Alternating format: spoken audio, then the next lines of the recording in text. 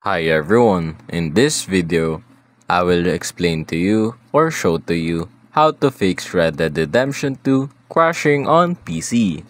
So first thing you want to do is go on search bar and search on game mode settings.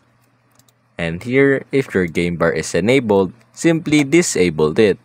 And also here on captures, disable this thing. After that, click on X, then right click on your Windows, then go to Device Manager. Here, simply right click on your graphics card and click on Update Driver. And next is search automatically for drivers. Wait for it to load up, and after updating it, it should fix the problem. But if didn't fix the problem, simply delete your drivers and install a new drivers from your browser. And that's basically it.